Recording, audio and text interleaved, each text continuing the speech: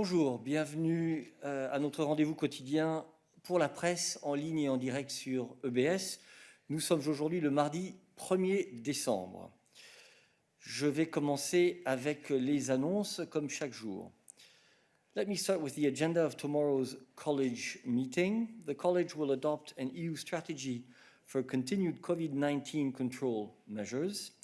Commissioner Stella Kyriakides will present this communication during the press conference following the video conference of health ministers tomorrow afternoon. Then, the College will also adopt a joint communication on a new EU-US agenda for global change. High Representative Vice President Josep Borrell will present this to you in more detail tomorrow in a press conference after the College meeting here in the context of the College readout. The College will also discuss the European Democracy Action Plan and a strategy to strengthen the application of the Charter of Fundamental Rights in the EU. Vice President Vera Jourova will give a press conference on Thursday on both these files. The commissioners will also adopt an action plan to support the recovery and transformation of the media and audiovisual sectors. And furthermore, the College will also adopt a package of documents and measures on the digitalization of justice in the EU and a new strategy on European judicial training. Now let me call Balázs for an announcement on SURE.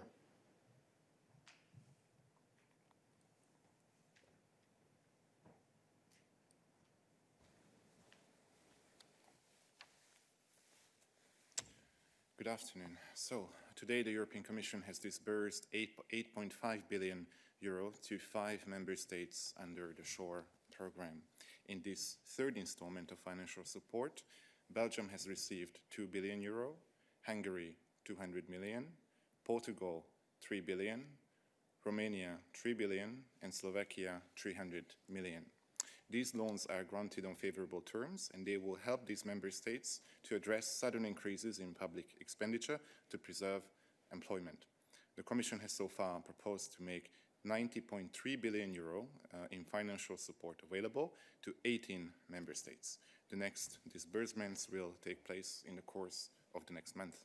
Now, more information on this topic is available in our press release online. Merci Balázs. Puis Nabila va vous faire une annonce sur la vidéoconférence des ministres des Affaires étrangères UE-ASEAN. Nabila.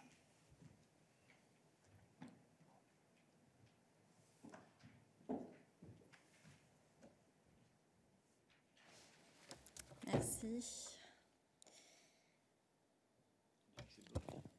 Good afternoon. This morning, High Representative Borrell co-chaired the 23rd EU-ASEAN ministerial meeting via video conference alongside Singapore's Minister of Foreign Affairs, Dr. Vivian Balakrishnan, as country coordinator for ASEAN-EU dialogue relations. The meeting was attended by the foreign ministers from all ASEAN and EU member states. The leaders agreed to upgrade relations, elevating the ASEAN-EU dialogue partnership to a strategic partnership, which will provide important support for effective multilateralism and international cooperation in the current global landscape, and noted good progress in the implementation of the ASEAN-EU Plan of Action 2018-2022. A strategic partnership also provides a platform for leaders-level interaction to engage our partners in the region at the highest level, opening up a regular opportunity for summit-level talks with ASEAN. The EU now joins China, Japan, Republic of Korea, India, Australia, US, New Zealand, and Russia as strategic partners of ASEAN. The leaders also reconfirmed their determination to work together, among others, to fight COVID-19 pandemic, strengthening both regions' preparedness and ensuring fair, equitable, and affordable access to safe and effective vaccines, to strengthen our economic linkages, to bolster the post-COVID-19 recovery, to continue engaging and cooperating in wider Asia-Pacific and Indian Oceans regions, to strengthen connectivity and cooperation in cybersecurity. The leaders reaffirmed their commitment to tackle the urgent challenge of climate change, protect biodiversity, and work together in reachable sustainable development goals. A joint statement was issued after the meeting and is available online. During the ministerial meeting, Commissioner for International Partnerships, Jutta Urpilainen, also announced a new 20 million program to support the preparedness and response capacities to COVID-19 of our Asian partners. A press release is also online. Thank you. Thank you very much, Nabila. Permettez-moi maintenant de vous rappeler les vidéoconférences du jour. Premièrement, le vice-président exécutif Valdis Dombrovskis et la commissaire Mairead McGuinness participeront aujourd'hui à la vidéoconférence de l'ECOFIN pour discuter, entre autres, de la coopération administrative dans le domaine de la fiscalité, le bilan des progrès réalisés dans le renforcement de l'union bancaire, ainsi que l'état d'avancement de certaines propositions législatives clés sur les services financiers. Le vice-président exécutif Dombrovskis représentera la Commission lors de la conférence de presse qui suivra la réunion cet après-midi. Puis les commissaires Maria Gabriel et Thierry Breton participent aujourd'hui à une vidéoconférence avec les ministres de la Culture et de l'Audiovisuel. Ils discuteront de la relance du secteur de la culture et des médias et comment mieux utiliser l'aide européenne au sauvetage pour assurer la reprise du secteur et renforcer sa résilience. La commissaire Maria Gabriel participera à la conférence de presse qui est prévue pour 15h30. Et finalement, les ministres des Sports de l'Union européenne se réunissent par vidéoconférence pour examiner comment soutenir l'organisation d'événements sportifs internationaux pendant la pandémie de Covid-19. La commissaire Maria Gabriel représentera la Commission lors de la réunion et participera aussi à la conférence de presse qui suivra. Voilà qui clôture nos annonces pour aujourd'hui. Nous pouvons passer à vos questions. And I'm glad to welcome back Athanasios. Good afternoon, Athanasios. Bonjour, Eric. Bonjour. I have a question because you mentioned the Vice President Jourova. And I'm a little bit puzzled with an answer she gave yesterday to some members of the European Parliament during a debate. Apparently, she put in the same basket Greece, Hungary, and Poland concerning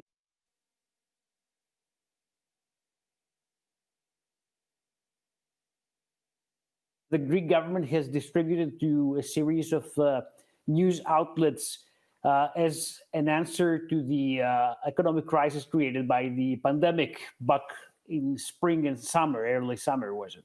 So what exactly did she mean by piling up Greece, Hungary, and Poland concerning rule of law issues in relevance to the press and press freedom?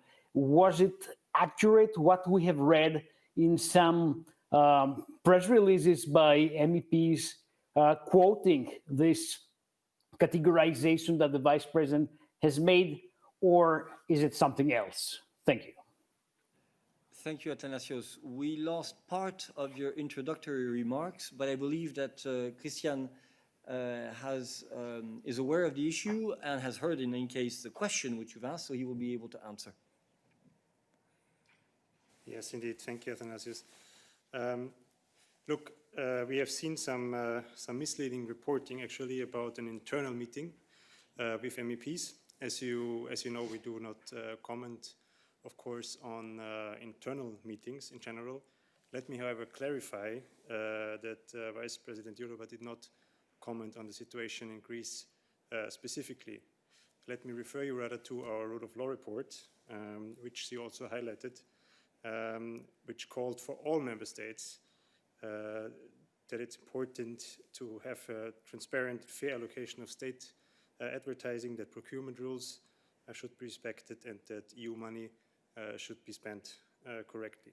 So the position in our report, laid out in our report, is very clear, and I would not comment any further on content of internal discussions. Thank you very much, Christian. Since Christian is on the podium, are there other rule of law questions for us today? Please keep your hand raised only if it is on the rule of law. Athanasios, you have a follow-up. Yes, I have a follow-up, because Christian mentioned that it was an internal discussion. Why then was it even published by the MEPs? Thank you. Sorry, but I think that's a question for the MEPs. Huh? This was supposed to be an internal working meeting, and such internal working meetings are not public. Is it some kind of breach of trust? That's what I mean. Athanasios, we're not going to comment on that. We've seen indeed that there was some comments on what was discussed during that meeting, but we will go no further than what Christian has said now. Mose, you have a question on the rule of law.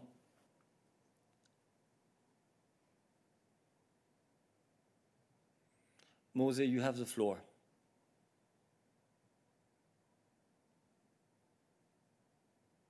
But you need to press speak. Now. Go ahead. Okay, thank you. Yes, this question concerns Hungary and the rule of law there, and what has been written in Hungarian newspapers about George Soros, also by the Hungarian Prime Minister, I think last week. It seems to me a kind of conspiracy theory where he talks or writes about a kind of network led by George Soros, which had engaged also high-ranking EU bureaucrats in order to create what he calls the global empire. This seems to be a conspiracy theory, fake news, and I wonder if the Commission plans some way to contradict or counter this, as it did, I remember, last year during the election campaign in Hungary, when there were similar claims about fake claims about EU's immigration policy. Thank you. Christian? Look, I think in general, we have been always clear and relentless in dispelling distorted information, half-truths, conspiracy theories. So, of course, facts matter, and when the Commission and our work is being distorted, then we also always reserve the right to clarify the facts and to ensure that citizens are informed correctly. I'm now not aware in detail of the latest comments that you mentioned, but I mean, clearly we do not. We work also in general, as Johannes can of course explain to you in much more detail on countering disinformation, and you will see also some of these issues reflected in our upcoming European Democracy Action Plan, which will be discussed in the college this week. Thank you, Christian. Are there other questions on the rule of law for us today? That does not seem to be the case, so I open the floor to other issues. And David, you had a question. Oui, merci Eric. David Carretta, Radio Radicale. C'est une question concurrence. J'ai vu que la... I can put it in English. I've seen that the Commission has approved the state aid for Poste Italiane for the universal service. At the same time, Poste Italiane is buying the second biggest postal group in Italy, Nexive. I'm wondering, since the amount granted by Italy and approved today, and since this acquisition by Poste Italiane, I'm wondering if do you see any kind of problem with Poste Italiane? Thank you. Ariella.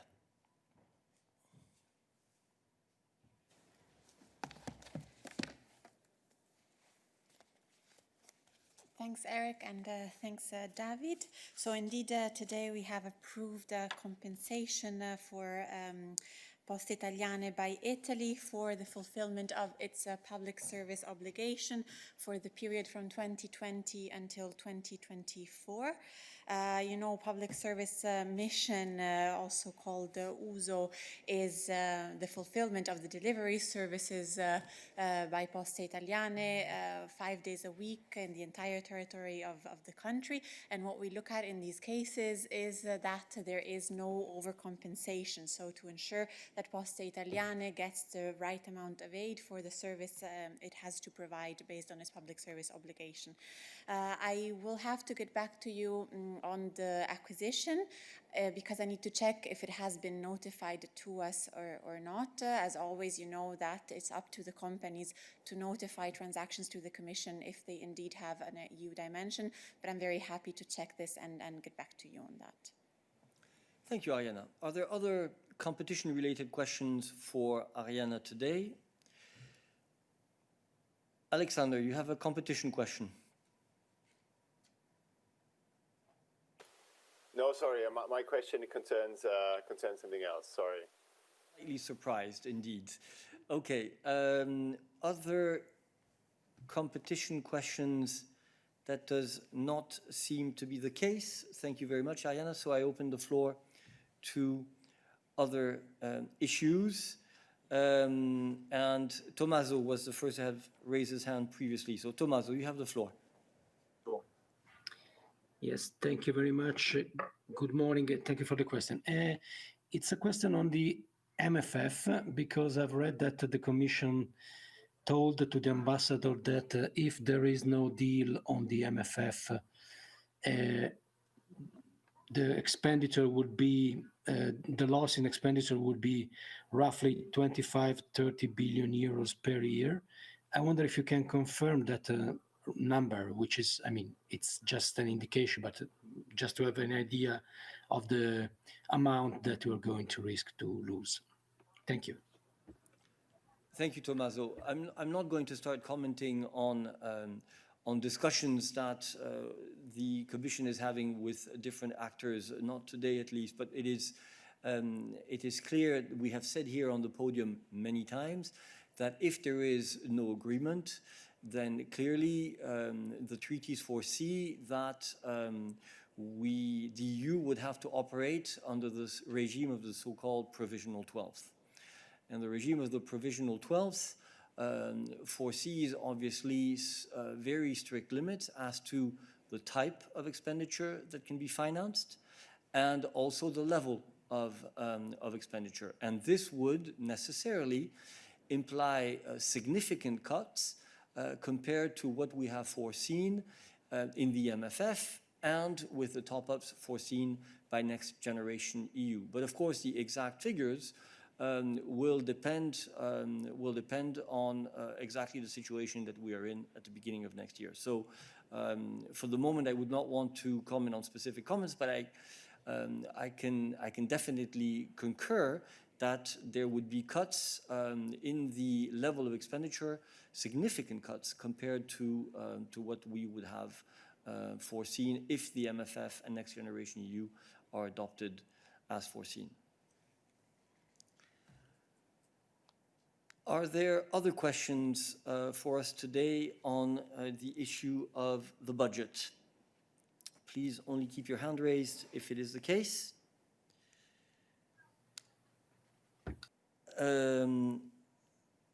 Jacobo, is your question on the budget?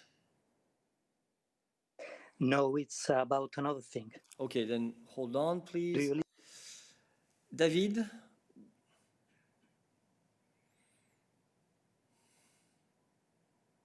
Oui, c'est juste une demande. Est-ce que vous pouvez organiser un briefing technique sur le sujet du budget et qu'est-ce qui se passe parce qu'on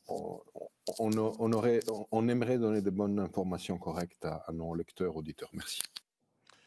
Merci David. Effectivement, au moment opportun, comme toujours, nous organiserons un briefing technique sur cette question. Je suis tout à fait d'accord avec toi sur le fait qu'il faut que nous puissions vous donner l'information technique la plus précise possible.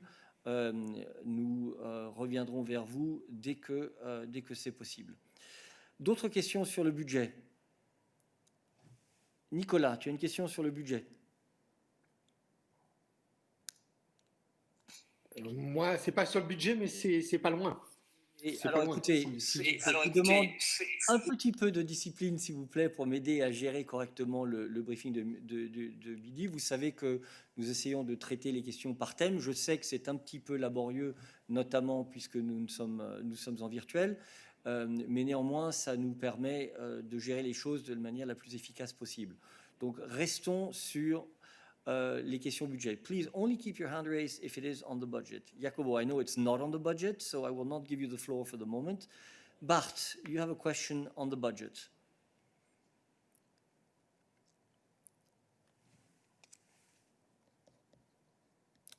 Bart Berland, you have the floor. Is there a deadline for the budget 2021? Sorry, we didn't hear the beginning of your question. Is there a deadline for the budget 2021? You mean in terms of the process to have Yes. a budget? I can hear a lot of background noise, but if you could cut your mic. Sorry. Thanks. I understand your question is meaning to have a 2021 budget adopted based on an agreed MFF. I would give the floor to Balázs on this.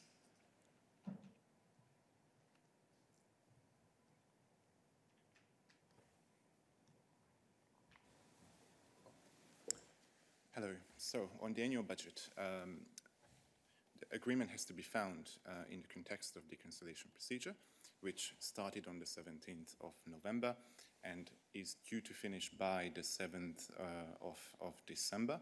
So that's where the annual budget is being discussed. But of course, for us to have an annual budget, we also need to have an MFF. Okay. Thank you. Other questions for us on the budget? I do not see any, so I go back to Alexander, who had raised his hand quite some time ago. Alexander. Hello, thanks for taking the question. Yeah, I just wanted to ask about the European Democracy Action Plan, which I understand is set to be presented tomorrow, but apparently there's some confusion. We're hearing that the presentation might be pushed back to Thursday, and I just wanted to clarify when are you going to present, and just maybe a few words on the process. Thank you, Alexander. I believe I made that very clear during my announcements at the beginning of the midday briefing. Indeed, this is a file which will be discussed by the college tomorrow and will be presented by Vice President Jourova on Thursday. This is something that we regularly do, as you know, when we have numerous points on the college agenda and that we cannot present them all on the same day. You have a follow-up? Yes, thanks. So will the text of the actual communication be available tomorrow, or will that also be pushed back to Thursday? Normally, they will be pushed back to Thursday to allow for the presentation of the package. So the formal adoption would be on Thursday. This is my understanding. All right, I now move to Jacobo.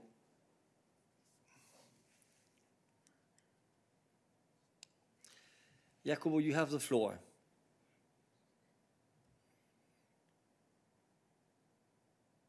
You need to press the speak button,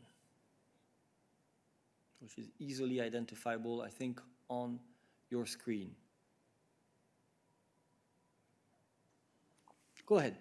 Yeah. You were there. I know it's the first time that you're connecting, but you were there.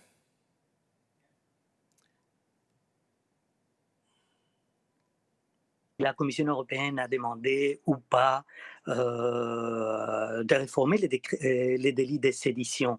Je ne sais pas si maintenant vous pouvez dire on the record si de façon officielle ou de façon officieuse il y a eu un quelconque contact avec le gouvernement espagnol là-dessus pour la réforme du délit de sédition.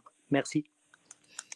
Jacobo, nous avons raté le début de ta question. Je crois que tu as commencé à parler avant que la connexion n'ait été établie.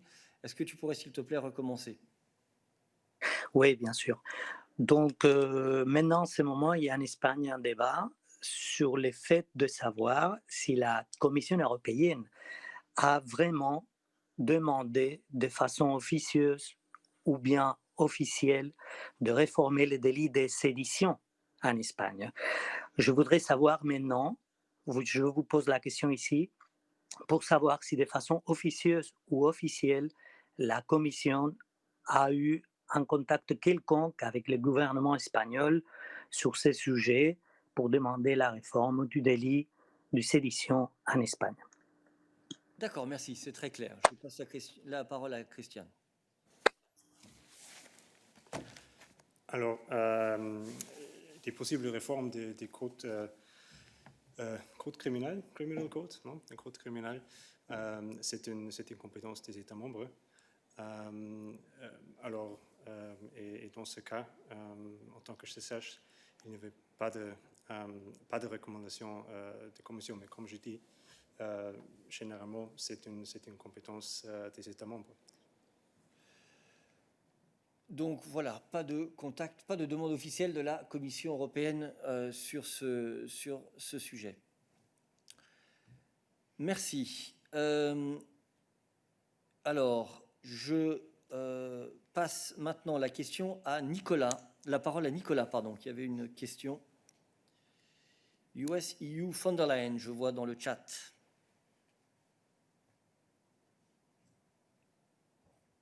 Nicolas, tu as la parole.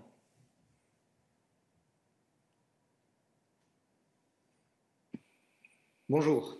Je voulais juste comprendre ce qui se passait actuellement sur le dossier américain, parce que j'ai l'impression qu'il y a une petite course à l'échalote entre Ursula von der Leyen, la Commission, et puis Charles Michel au Conseil européen, sur à qui fera le plus vite une proposition pour avoir sur la table avec la nouvelle administration Biden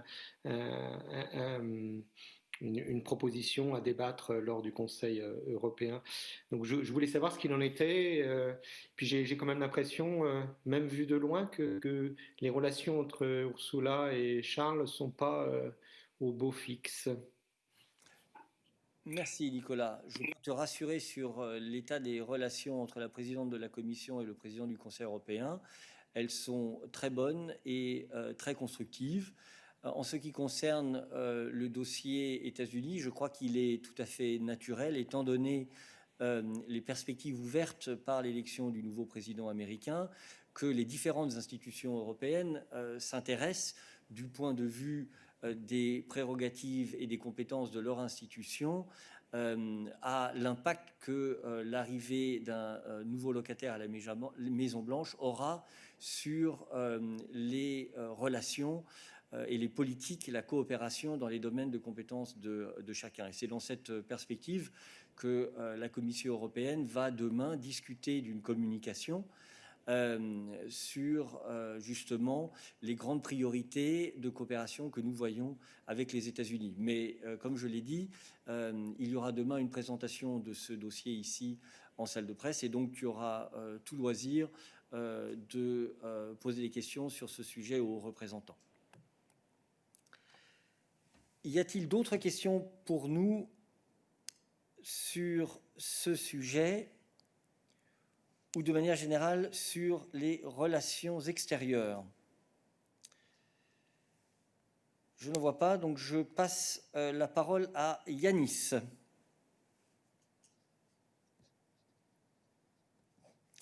Yanis, you have the floor. At least I saw that you had asked for the floor.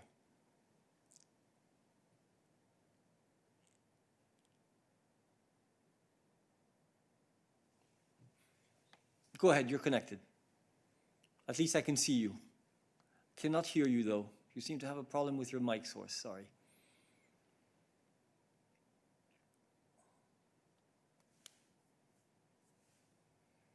Try again.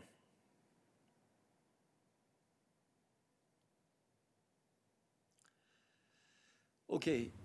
Yeah, go ahead. Yes, I wanted to ask about vaccine approval. We saw that the EMA announced that it received the applications of both Moderna and Pfizer-BioNTech today. The rolling review process for Pfizer began more than a month earlier than Moderna. Does that mean we should expect the Pfizer vaccine to be approved earlier than Moderna? Thank you. I believe that this is really a question to address to Emma, but perhaps Stefan has other information to give to you. Indeed, thank you very much for this question, but the request for a conditional marketing authorization have been done by these companies to the European Medicines Agency, and it's the European Medicines Agency that will do the assessment of the effectiveness and the safety of these vaccines. It is true that for these two companies, rolling reviews had started, but what this means in terms of the actual delays for approval or time needed for approval, I believe the European Medicines Agency is far better placed to give an assessment of that, as they are an independent agency doing this scientific assessment. So, thank you. Thank you. So let's stick to questions related to health and vaccines. Please only keep your hand raised if it is on this. And I give the floor to Griselda. Merci. Merci beaucoup. Griselda Pastor de la radio espagnole SER. Sur les vaccins, l'Agence européenne a annoncé qu'elle aurait un comité scientifique extraordinaire le 29 décembre. C'est évident que l'objectif, c'est de voir si dans cette réunion, le deux vaccins ont le feu vert. Mais après, il faut que la Commission autorise la commercialisation. En combien de temps vous pourriez prendre cette décision de commercialisation? Merci beaucoup.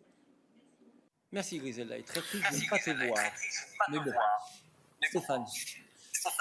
Merci beaucoup, Griselda. Oui, c'est évidemment une décision qui doit être prise d'urgence. Donc, si l'Agence des médicaments européens donne une recommandation positive suivante cette analyse très détaillée des aspects de sûreté et d'efficacité des candidats de vaccins, la Commission fera tout dans sa mesure pour arriver à une décision d'autorisation rapide.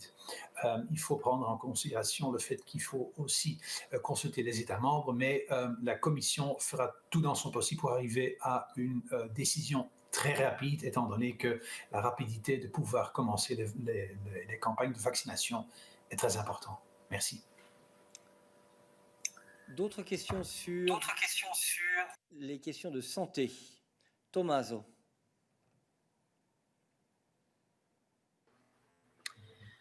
Yes, thank you, and sorry for abusing of your patience, but it's just a question on the vaccine against COVID-19 developed by Pfizer-BioNTech.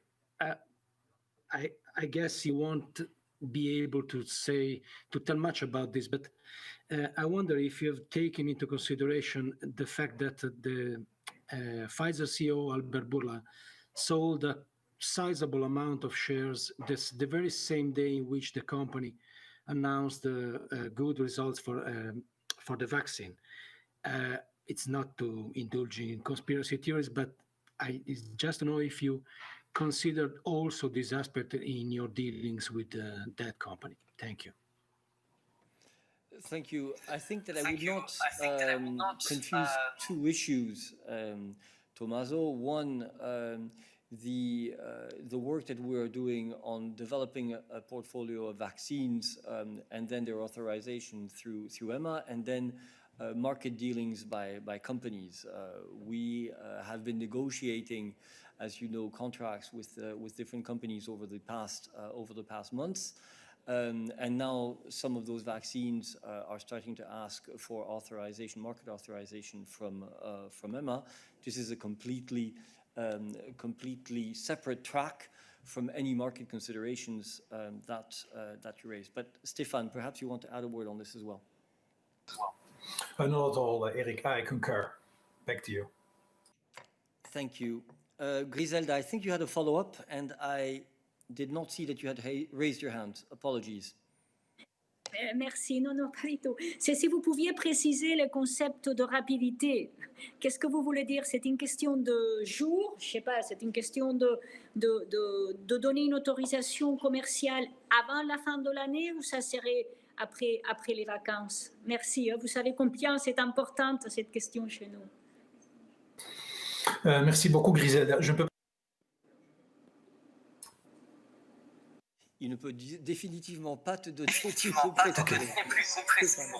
Ok, apparemment il y a des petits problèmes ici de connexion. Donc, Griselda, je ne peux pas te donner évidemment une date exacte pour cette autorisation parce que ça dépend largement aussi de la décision qui sera prise par l'Agence des médicaments européens. Donc ça, c'est la première étape qu'il faut franchir.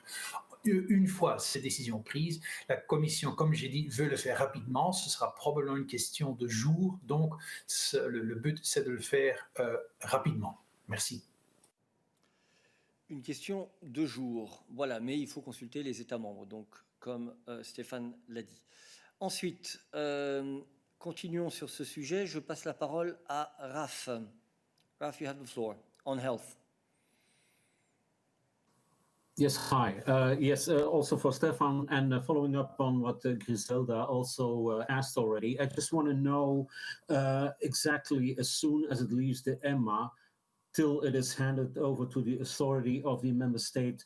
Can you give us a guideline, an idiot's guideline, in fact, on what the Commission will exactly do? You were talking about the authorization and you were talking about consultations. Is that also with a sort of a vote by some, and how does that work?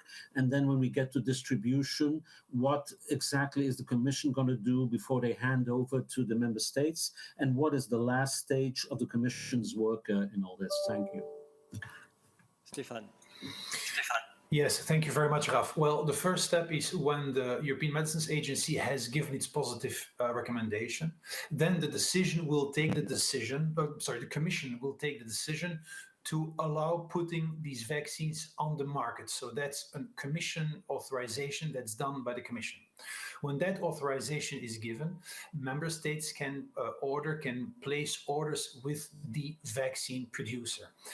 And then there's two stages which are very important. First, there is a stage of delivery of the vaccines to the member states. And this is a stage for which the practical arrangements are to be agreed upon between the member state and the vaccine developer. So the vaccines will be delivered by the manufacturer to the member state on the basis of these practical arrangements. The second step is then that it may be possible that within the member state may wish to transport these vaccines from the central hub to new or other vaccination centers in the member state. This is the responsibility of the member state. Now, we have already in our recommendation of 15 October drawn the attention to the importance of being well prepared, among other things, for these stages, for these transport stages, for these logistical stages. This is why we made in our recommendations several recommendations to help member states with the preparation. It is possible, if needed, the Commission may offer support to the member states on these transport and logistical issues, using, for instance, the civil protection mechanism. So, namely, it's up to the member states to make sure that the transport and logistics is being organized. Thank you. Stéphane, there is one point that you raised previously, which you might want to come back on very briefly, which is the intermediary stage between the authorization by EMA and the Commission decision, which is the consultation of member states. Yes. Thank you very much, Eric. Before the adoption of the decision by the Commission, there is normally a comitology phase where the decision of the Commission is submitted to a standing committee with representatives of the member states. When we have there the agreement of the member states, the Commission can indeed proceed with the adoption of its decision. Thank you. This is what creates the couple of days, I think, that Stéphane was mentioning before, in particular, between the decision by EMA and the Commission's decision on the market, on placement on the market of the vaccines. Raf, you have a follow-up. Thank you. Very fast. Because, I mean, if you talk about comitology and about these consultations and the special groups, I seem to remember on specific issues like GMOs and all that, then that can be a very drawn-out process. How can you assure that this will be done swiftly and that the member states, does it need a QMV? How does that work? Thank you, Raf. Stefan. Yeah, thank you very much. Well, first, I think it's very important that to underline that we're all on the same line here. Both the Commission and Member States have an important interest in making sure that these vaccines, once the green light is given by the EMA, are available quickly so that we can quickly proceed with vaccination. So I believe that we are all having the same interest in making sure that these authorization happens very quickly. In terms of the rules that are applicable, I understand it's qualified majority which applies here. So, but again, as there is a very important interest of all member states and the Commission to make sure that we can quickly start the deployment of the vaccines, I believe it should be possible to handle this decision or this part of the process quickly. Thank you. Thank you. Mose, on health. Yes, thank you very much, Eric. I have also a follow-up question to Stefan about availability and the distribution of vaccines once they will be approved by EMA. Because according to reports in media, it seems that, for example, UK will receive millions of doses quite early from, I suppose, production facilities here in Europe or even in Brussels. So I wonder if the Commission is aware about any problems with other countries have other contracts, for example, also the United States, and they will receive the vaccines from Pfizer, say, before the member states. Thank you. Thank you very much, Mose. Mose, I'm not going to comment on what is happening in different other member states like the UK and the US. Of course, the world is interested in having these vaccines very quickly.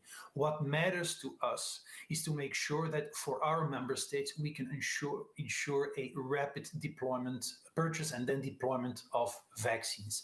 And it's in order to achieve that we have exactly concluded contracts with several vaccine developers, the purpose of which is to make sure that we have safe and effective vaccines quickly for the member states. The actual timing depends on the contracts with the vaccine developers, but it's in order to make sure that we have such fast delivery that we have concluded these contracts. Thank you. Thank you. Are there other questions for Stefan today on vaccine or health-related issues? Rafaela.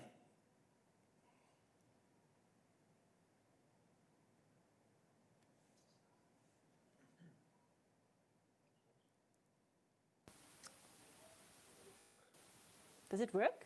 No. It does work, yes. Hello. Oh, it works. Wonderful. Hello, thank you. It's a question, yes, for Stefan on health issue. It concerns a question on the ruling of the European Court of Justice concerning CBD cannabinoid. I was already asking 2 weeks ago, I think. And in this current ruling, the Court of Justice classifies cannabinoid, CBD, as non-narcotic. So I'm just wondering, what does the ruling mean for the discussion within the European Commission, as you are, and as Stefan confirmed 2 weeks ago, as you're reviewing whether CBD should not be classified as a food at all, but instead as a narcotic. Thank you. Stefan. Thank you very much. I don't think I can add a lot of course, at the court decision, and we're decision and seeing to what extent indeed this influences the ongoing process. But I don't think I can give at this stage more information than that. Thank you. Thank you very much. I see no further hands raised on health issues, so I open the floor to other issues. Catherine, you have the floor. Hi.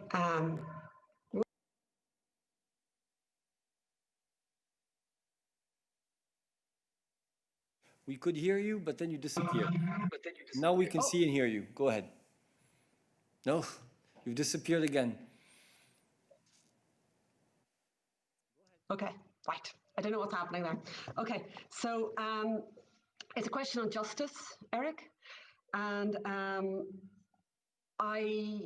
we have the April decision by the European Court of Justice that the Commission brought about the more than unsatisfactory situation with the disciplinary court in Poland, questioning its independence, to put it mildly. And the Court of Justice ruled in the Commission's favour, and yet nothing has been done. And more recently, yesterday, we see the same disciplinary court that should have been immediately suspended, according to the Court of Justice. We see that it has requested files from a judge adjudicating a very, a case that is suspected of being very politically motivated concerning Roman Giertych. And I'm just wondering what the Commission's response is to this. When are they going to take action if Poland continues to allow this court to judge, and as we see again here, in a very, very politically motivated way? Christian. Yeah, thank you, Catherine. Well, as you know, on this matter of criminal cases being referred to the disciplinary chamber, we have actually sent a letter to Poland on this matter, and we received a reply, which we are currently analyzing. The Commission is very concerned about recent cases involving the lifting of immunity of judges by the disciplinary chamber in the context of criminal investigation. This creates a chilling effect on the judiciary and could hinder judicial independence.